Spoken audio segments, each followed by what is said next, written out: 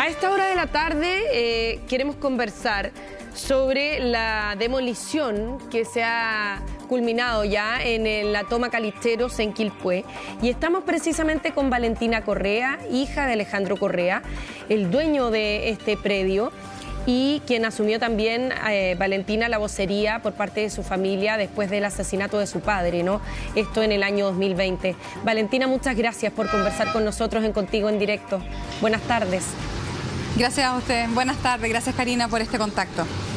Lo primero, saber con qué sensación se quedan ustedes como familia después de todo el proceso que implicó mucho tiempo, ¿no? Desde que se produjo el asesinato de tu padre, han pasado 5 años hasta que finalmente se decreta la demolición de las casas, ya terminó ese proceso y ahora ya vuelve el terreno a manos de ustedes, a la propiedad de ustedes. Nos quedamos con la sensación de que el Estado sí tenía las capacidades de funcionar, y eso al final te da una tranquilidad. Igual no deja de ser días, ¿no?, que fueron complejos, no solamente por recordar todo lo que nos llevó hasta acá, sino que también reconocemos que las situaciones de las personas que estuvieron viviendo ahí tampoco es fácil. Entonces, de ninguna manera es un día ni un momento de celebración. Yo más bien es una satisfacción de que existe un Estado, de que el Estado de Derecho también se vio fortalecido, y eso da una sensación también de tranquilidad, por cierto. Claro. Ahora, tú mencionabas el Estado de Derecho, pero aquí también queda la sensación de que costó que funcionara el Estado de Derecho, porque pasaron 5 años hasta que el terreno vuelve a manos de ustedes, y el camino fue bastante largo, y uno también tiende a preguntarse en casos como este, ¿qué pasa para la gente que, por ejemplo, no tiene representación legal? Que en este caso fue fundamental también, ¿no? ¿Con qué sensación se quedan ustedes respecto del funcionamiento del Estado? Porque aquí, a pesar de haber una resolución judicial, costó que se hiciera efectiva la demolición. No, claro, mira, comparto también la frase que dice que la justicia que tarda no es justicia, digamos. Sí. Eso, yo entiendo la frustración que eso también puede generar. En nuestro caso dependía solamente de la voluntad política del Ministerio de Vivienda, quien podría haber hecho uso de esta orden de demolición hace 4 años atrás, o sea, apenas ingresó al gobierno, y por razones que desconozco no quiso hacerlo, digamos. Entonces, desde ese punto de vista, claramente que yo podría decir que fue un Estado que fue un ejecutivo, ¿no? Porque el Estado no es solamente el ejecutivo. Claro. Fue indolente con nuestra familia. Y además, lo que tú señalabas al comienzo de esta intervención, que esto también tiene que ver con mostrarle una ruta a otras familias que pueden estar viviendo lo mismo, y claramente que la ruta que nosotros hemos marcado en parte puede ser seguida por personas que estén viviendo situaciones similares, pero también somos muy conscientes de que esto también se movió gracias al labor que hicieron los medios de comunicación, que hizo también el apoyo ciudadano y transversal que tuvo esto para que empujara, y eso claramente que hay otras personas que no lo tienen, y además que nosotros lo obtuvimos no solamente por una vocería que yo pueda estar dando una similar a esta, sino porque a mi papá lo mataron, digamos. Claro. Entonces tenemos que llegar y habiendo tenido este antecedente, o sea, habiendo tenido un asesinato, nos costó 5 años. Entonces eso claramente te deja una sensación insuficiente, y que queda, por eso no me quedo con una sensación ni de completa satisfacción estoy con sentimientos encontrados, porque si bien se marcaba un precedente en el accionar al menos del Ejecutivo, fue distante a lo deseable. Ahora, ¿crees tú que el Estado cumplió con su rol de protección? El rol de protección del que tanto se habla hoy en día, por ejemplo, en términos de la seguridad pública, ¿no? Tanto hincapié se hace en que el Estado tiene que proteger a los ciudadanos. En este caso en particular, en el caso que afecta a tu familia, ¿el Estado los protegió? Desde el punto de vista del Ejecutivo, sí, faltó, ¿no? O sea, no hubo desprotección. Cuando pienso en otras reparticiones, como fue el Ministerio Público, como ha sido el Poder Judicial, nosotros enfrentamos un juicio oral larguísimo, que llegó unas condenas que a nosotros como familia nos dejaron bastante no contento de la palabra, ¿no? Pero como satisfechos, que se hizo todo lo que se podía hacer. Entonces no quiero hacer porque hoy día venimos saliendo de una demolición, que es la segunda arista de este caso. No quiero ser injusta con aquellos funcionarios y funcionarias y también autoridades políticas en su minuto que sí cruzaron el cerco, que sí creyeron en nosotros, que sí, no solamente tuvieron empatía, porque yo creo que la empatía es transversal, ¿no? Claro. Pero la invitación era pasar de la empatía a la acción. Entonces, cuando tú preguntas desde el punto de vista de la protección, yo quiero decir que de la policía de investigaciones yo sí me sentí protegida, mi familia también, desde la fiscalía también me sentí protegida, me sentí escuchada por el Poder Judicial, pero en el fondo, bueno, lo que falló en este último, que fue tardío, ¿no? Fue el Ministerio de Vivienda que también, bueno, fue tardío, pero también debo reconocer que a la luz de los hechos, hoy en día efectivamente hicieron, ¿no? Acataron, ¿no? lo que ordenó la Corte de Apelaciones, y hicieron la demolición y estuvo bien coordinada. Agradecemos mucho que esto se haya hecho con todas las coordinaciones de la delegación presidencial, que hayamos tenido un desarme ordenado, pacífico, claro, sin perjuicio, que claramente debe haber sido bastante doloroso para todas las partes. ¿Qué rol, y también en base a lo que tú misma estabas señalando de la cooperación de autoridades políticas, qué rol le atribuyen ustedes a la alcaldesa de Quilpué, Carolina Corti? Porque ella era gobernadora de la provincia de Marga Marga cuando tu papá tuvo el conflicto con el poblador que está acusado y condenado, ¿no?, de haber sido autor intelectual de su asesinato. Y al parecer tengo entendido que tu papá también le comunicó esta situación a ella con todos los antecedentes del caso. ¿Qué tan relevante fue el compromiso de ella, que incluso ayer la mencionaban como un actor fundamental para que todo saliera relativamente en orden en la demolición? Claro, o sea, respecto a la alcaldesa Corti, nosotros como familia tenemos un profundo agradecimiento. Ella fue no solamente empática, ¿no? Desde un primer momento, ella efectivamente recibió el último correo electrónico que mandó mi papá, fue dirigido a ella y al intendente, donde le dio a conocer estos antecedentes, y a la hora y media, ¿no? Le dispararon, digamos, y ella desde ahí claramente que tiene como un compromiso más bien emocional, pero yo también conozco su calidez humana y sin ese correo ella igual se tomaba el compromiso. Era el fondo. Después de eso nosotros nos enfocamos al crimen y no al terreno, entonces ella no tuvo un rol, porque no la invitamos a tener un rol preponderante en esos primeros 2 años, entonces ella termina el periodo y la vida, bueno, tiene estos caminos que la verdad que a mí no se me ha ocurrido, porque que ella, además nos íbamos a reencontrar. Ella fue electa alcaldesa el diciembre del año pasado y efectivamente desde el primer día ella tomó contacto conmigo y me dijo, bueno, ¿en qué estamos con esto?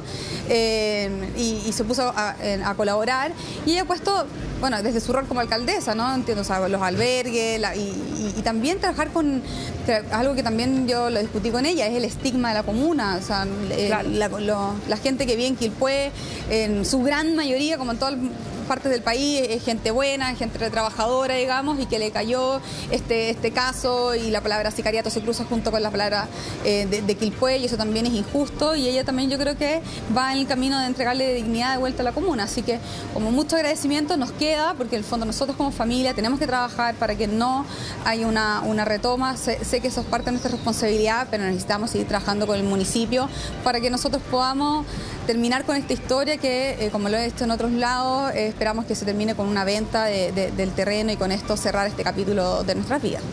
Queremos seguir conversando contigo, Valentina. Vamos a hacer una pequeña pausa comercial, sí, y luego abordamos también desde el punto de vista humano también cómo fue para ti asumir tú decías la vocería de la familia, pero era mucho más que eso, ¿no? Era tener la valentía y el coraje de poder plantarse frente a los medios de comunicación, hacer gestiones judiciales y llevar adelante todo el proceso que en definitiva ha terminado con la demolición de la toma Calisteros. A esta hora seguimos conversando con Valentina Correa, hija del empresario Alejandro Correa, esto luego de la demolición de las viviendas en la toma Calisteros de Quilpué, donde va a venir ahora el proceso, Valentina, de cerrar el predio, ¿no? ¿Qué tan rápido se va a hacer eso? Me imagino que ustedes están abocados a que no pueda haber posibilidad de una retoma en el lugar, ¿no? Exacto, ese es como el compromiso que tenemos como familia. Nosotros actualmente sigue operando el contrato del Serviu, que es el retiro de escombros, que siempre es más lento que la demolición en sí misma, pero nosotros ya esperamos que el día de mañana vamos a estar haciendo unas zanjas por el perímetro, efectivamente para poder evitar esta retoma y eso en el fondo va a ser nuestra... O sea, lo que tenemos que hacer, ¿no? Es un mandato que tenemos y lo vamos a hacer los próximos días. Ahora, ¿ustedes sienten que se hizo justicia? Sí, yo siento que hoy puedo decir que sí se hizo justicia. Si la justicia la midiéramos en tiempo, en cuán oportuna, ¿no? En cuán rápido, claramente que ahí no tiene una nota azul, digamos, pero si al final en el balance de si se hizo o no, si la respuesta es binaria, la respuesta es sí. Si podría haber sido más rápido, sí, porque estaban las herramientas. No es como que acá nos costó, no dimos por el camino, sino que estuvo esta herramienta escondida en un cajón los últimos 3 años y podría haber sido más rápido. Pero hoy día, bueno, no sé, también he reflexionado sobre lo siguiente, quizás tenía que llegar a este momento, quizás tienen que pasar 5 años para que la demolición fuera de estas características. Yo creo que el momento político también es distinto, he sentido un apoyo no solamente como ciudadanos, sino también de los medios de comunicación, que han podido entender de que acá hay gente que fue engañada, de que también había una mafia de estos terrenos, no solamente porque él loteó, sino por que el subarriendo, ¿no? Personas que aparecieron ahí, no solamente por el subarriendo, sino que ustedes lo vieron porque entrevistaron a los abogados que asesoran y también a personas que se hacían ser los representantes del lugar, generando falsas expectativas. O sea, hay gente que podría haber sacado sus cosas hace 3 semanas atrás, pero les dijeron que no, de que esto iba a ser imposible de hacer. La gente pagó en abogado. Entonces también hay que tener ojo con esto, porque estas son personas que se van moviendo de asentamiento en asentamiento. Entonces este es un caso que releva, ahora último, relevó esta como inmobiliaria ilegal y como una especie de pyme o de consultoría, digamos, que lucra con la pobreza. Y eso también es duro de ver. ¿Y cómo fue para ti tener que haber asumido este rol? Que era lo que dejábamos enunciado antes de ir a comerciales. Porque evidentemente este fue un escenario para el que la familia nunca iba a estar preparada, ni menos ningún integrante de la familia para poder asumir lo que significa tener que enfrentar a la justicia a partir de ese momento, pero además no solamente eso, sino que con el dolor, con la pena de haber enfrentado la muerte de tu papá y tener que hacer frente también a los medios de comunicación y además empezar a luchar porque se hiciera justicia en este caso.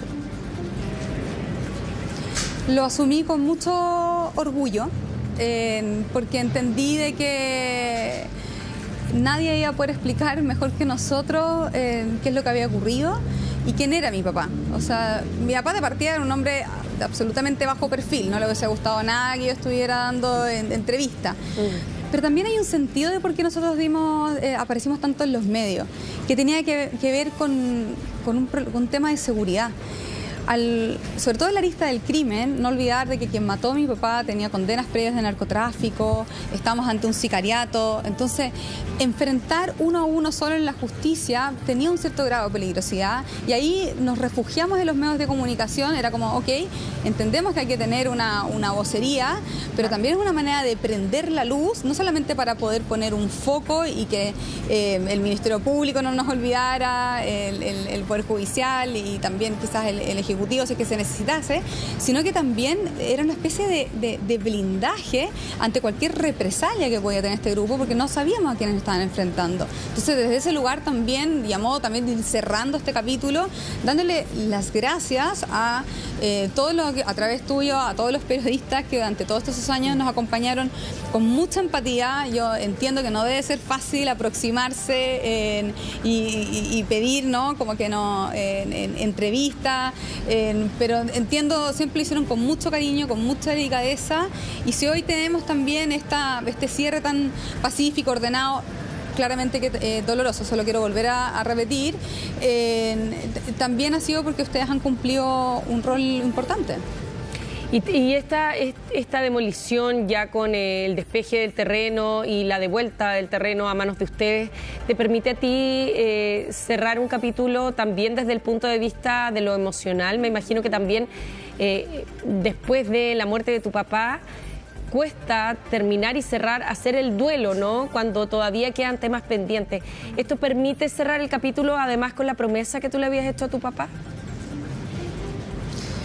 Absolutamente, yo lo he dicho, ¿no? Yo le prometí a mi papá, le dije que lo quería mucho, le prometí que iba a ser feliz y que iba a hacer justicia.